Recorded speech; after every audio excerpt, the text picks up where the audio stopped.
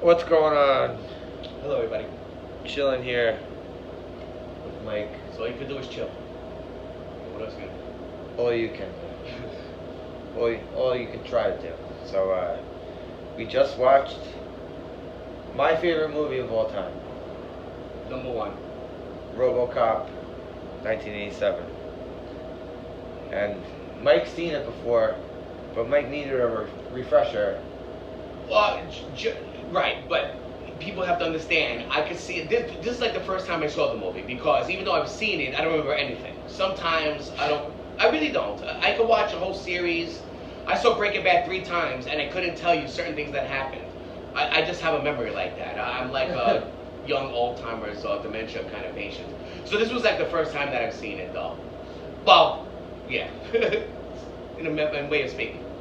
But yes, this is one of your favorite movies. Okay, of all so time. watching it again. But you saw this in the theater. Yeah, I saw this. You know, so sometimes a theater experience, like, there's movies like, oh, you love it a little more. My dad would take me to see the violent ass movies left and right, but if there was a titty involved, nah, he wouldn't do that. Well, my father was, well, my mother was like that. But in your experience, aren't there movies that you see in the movie theater where you say to yourself that you automatically kind of love them?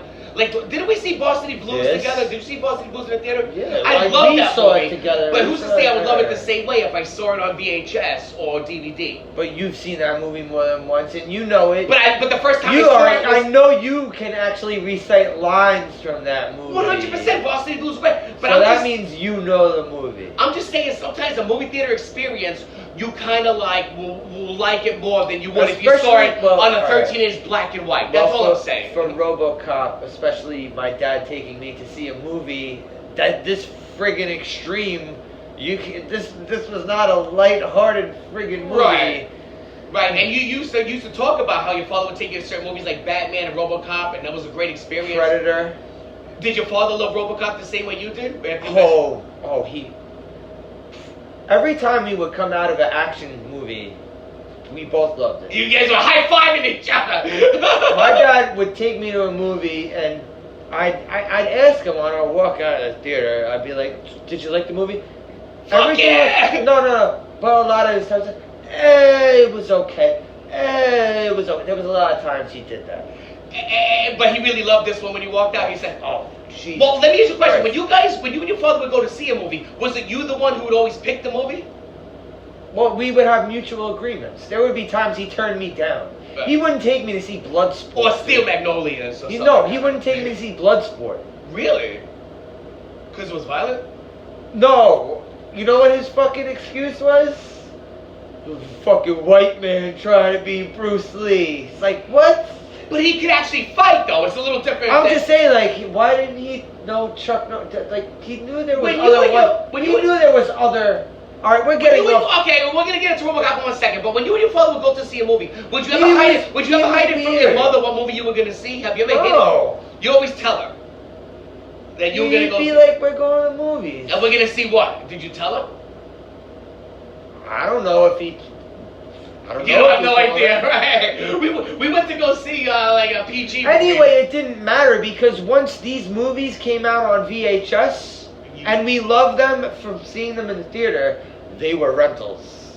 Okay. Once they came out on VHS, they were rentals. My whole point is sometimes... So my mom obviously knew what we were watching. Sometimes you get influenced by movies you see in the movie theater, you know, if they're kind of good or whatever. No, RoboCop is always a movie that holds up for me. See, you're not a big Avatar fan. I saw Avatar in the movie theater in IMAX 3D, and I loved it. And it might be because I saw it in the movie theater. But RoboCop always holds up for me. And let me tell you, and again, going into RoboCop, which is our main thing here, is... already got sidetracked. For somebody who saw it already, but seen it for the first time, which is me, I loved it. And it holds up. And I asked you during the movie, what year was this made? And you say 87. 87. No CGI involved.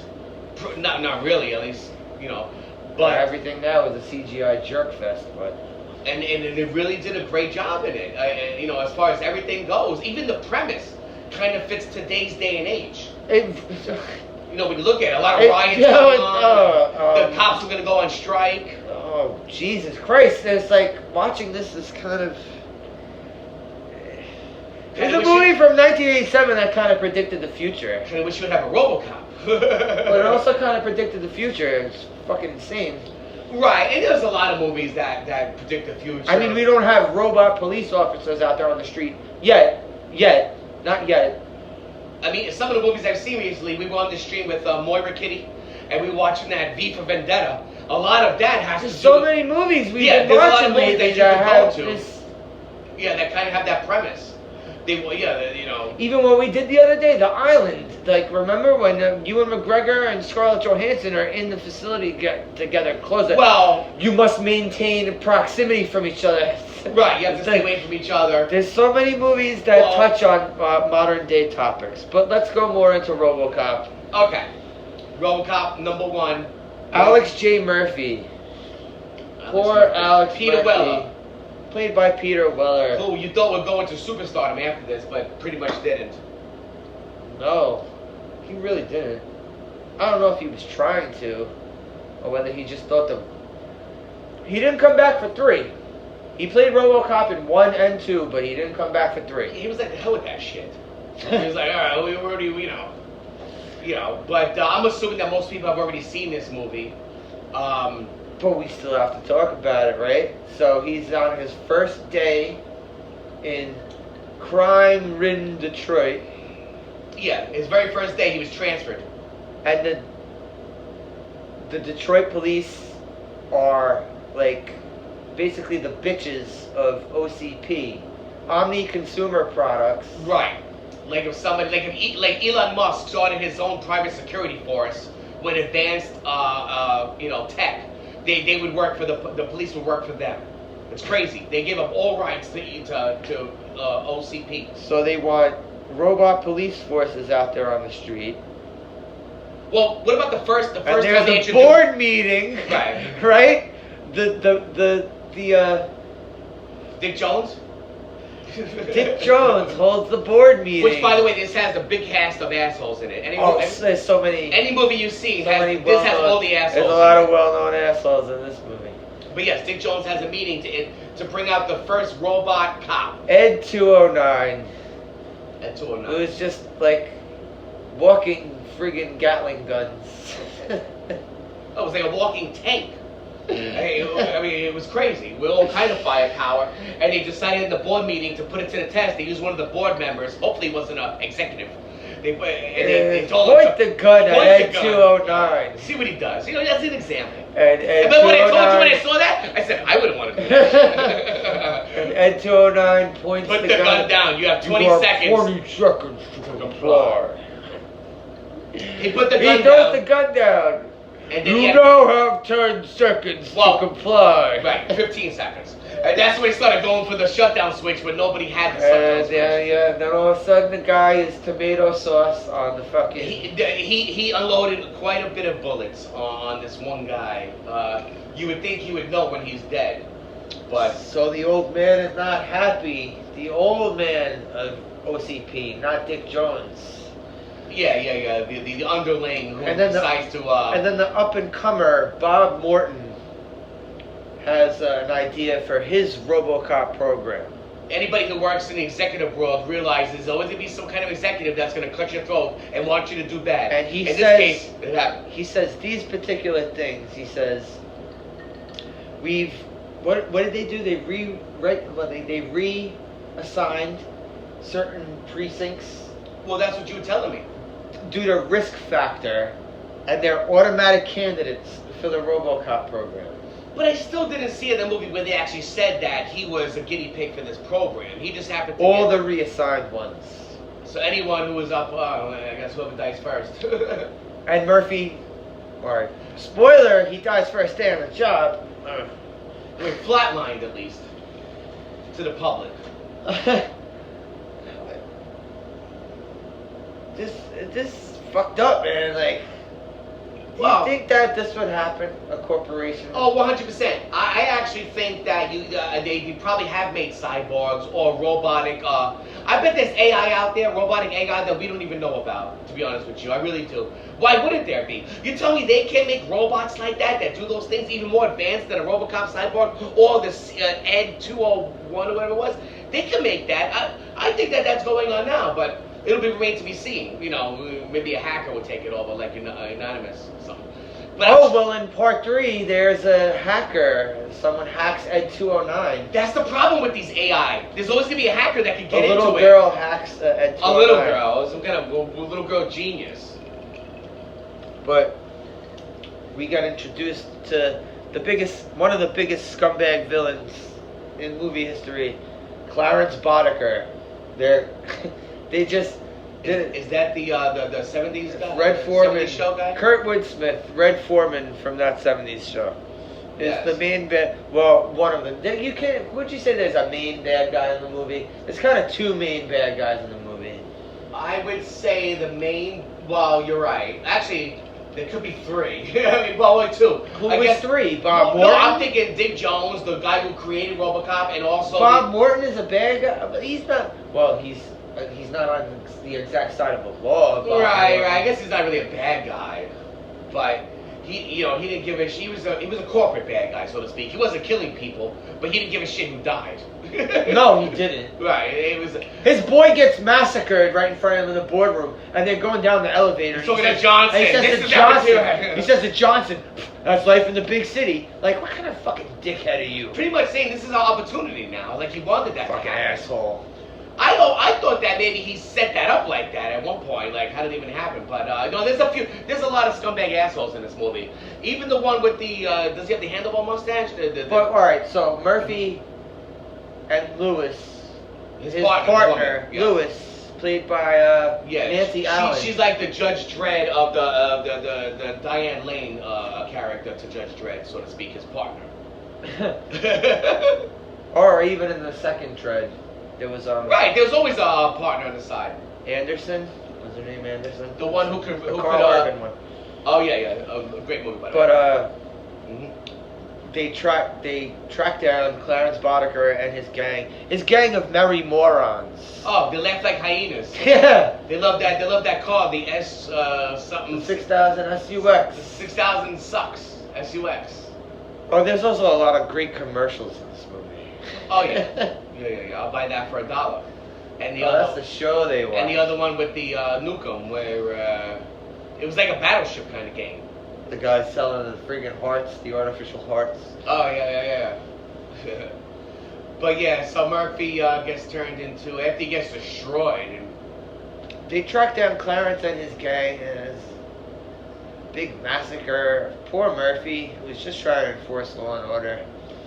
And by the way, I was saying as I'm watching this for the first time, aka second time, basically they should have waited for backup. Probably your 10th time. Backup was I don't think so. I would know, but you could be right. I wouldn't remember.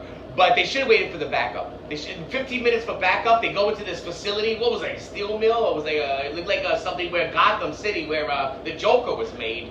That kind of place, like an acid place. Well, we don't need backup. We're going in, just the 2 of us. Well, they did throw the friggin' they did shoot at them, and they threw one of their wounded You still don't go in. You wait for backup. You know where they are. You hold perimeter. They threw one of their wounded gang members at them through the windshield. Right, they do it out of that truck. But you secure the perimeter and wait for backup. Fly, Bobby. His first day at Michigan Precinct, Detroit, and he decides to go all rogue. But He ends up taking he's massacred. And flatlines. According to everybody, he's dead. He's dead. Murphy's dead.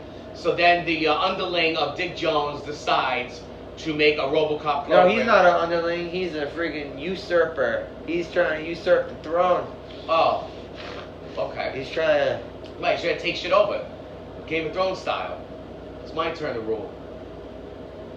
And it worked out good for a while. And not for nothing, I would actually be totally on board if I watched one of my coworkers get annihilated by your mindless Well, you're tank being sarcastic. robot.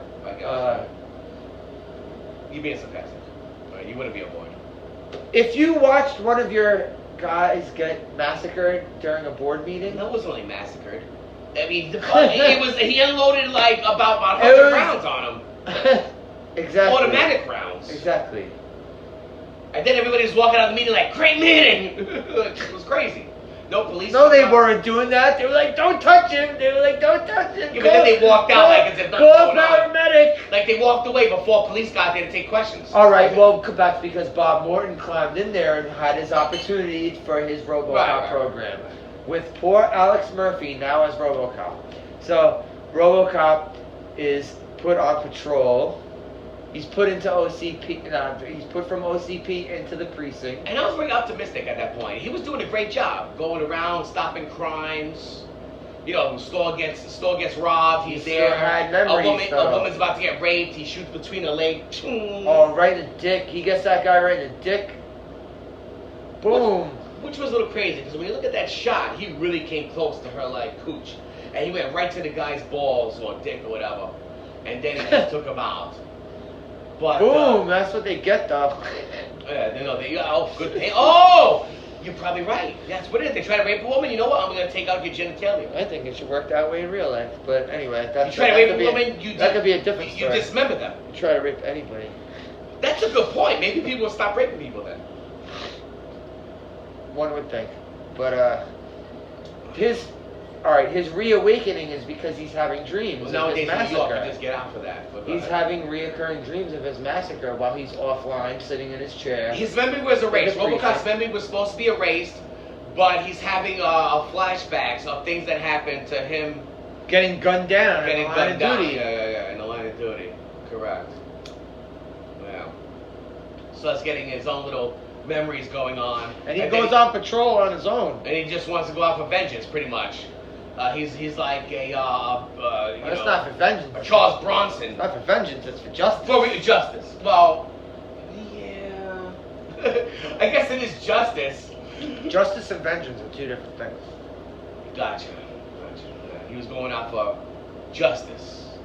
He's taking he's supposed to uphold the law, but he takes the law into his own hands. Justice and vengeance aren't two different things. No, they are. Vengeance would just be you just doing it to get back at somebody. You want blood. You out for blood, right? Yeah. No, I understand the difference.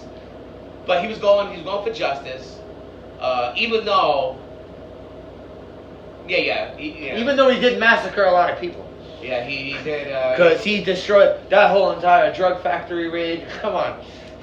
He's gunning people down left and right in that factory raid. No, for nothing. RoboCop took a beating in this movie. Oh, I mean, Jesus Christ. He took a beating. Not only did they pulled out the big weapons, the 5 cals at the end. They also, remember that scene where all the metal came down when that other idiot bad guy controlled the whole crane? SWAT team was gunning him down. Yeah, he took a beating. He gets into that office fight with Ed 209. That's where he first got fucked up, when Ed 209 started coming at Except he can't walk downstairs, Ed 209. Yeah, Ed 209, so don't expect Ed 209 to get down a flight of stairs. I'm sure they're going to revamp that and make it better. But no, all in all, I did like the movie. I really did. I think it holds up even for today. 2020, the movie was made in 87. It's a great movie. It's a good concept. You know, I really like it. And also, we were talking about how we were talking about movies that basically, this is your favorite movie. So, I was talking, you said to yourself, you told me at one time that you would never watch a remake of a movie that you loved. But like RoboCop, Total Recall, yes, and Point Break. We also came to this conclusion too, because you also didn't see those remakes. But you loved all the. I love the Judge Dredd remake. That's the only one that I really kind of like. I mean, of those ones, of Total Recall, this, and. I never seen RoboCop. I never seen Total Recall, and Point Break. I saw the first 10 minutes, and I just couldn't do it.